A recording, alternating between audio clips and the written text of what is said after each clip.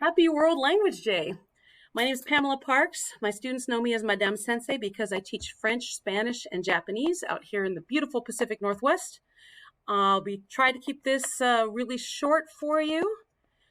The question was, how did Duolingo help you as you were remote teaching? And first of all, I will say that when we were ushering the students out the door and we were all panicking, oh my gosh, we have to reinvent the wheel.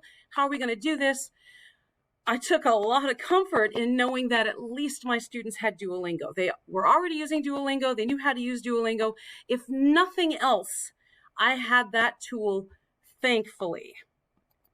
Now, one of the many reasons I love Duolingo is this huge piece that we have of the Hattie effect size of quick targeted feedback is ginormous, right? We need to give those students quick targeted feedback so that they can learn and grow. And Duolingo does that for me. So at least I knew during the pandemic, if everything else went south, the students were getting exercises and they were getting practice and they were getting that quick targeted feedback.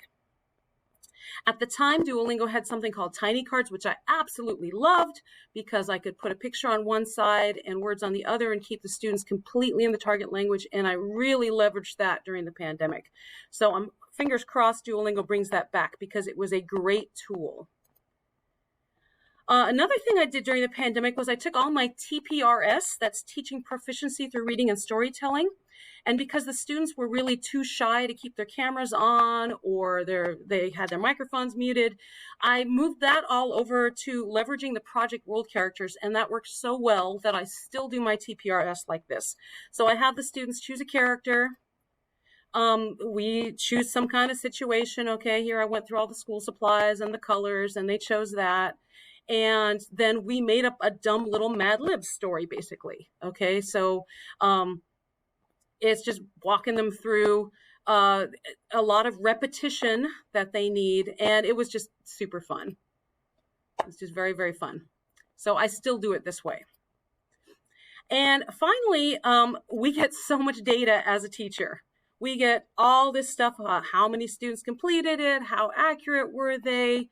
It just absolutely love the support that Duolingo gives to teachers. Students on their end, they can see their streak, their skills get filled in, and now we're going to a path, and so they'll see where they are on the path so the students can track their own learning as well.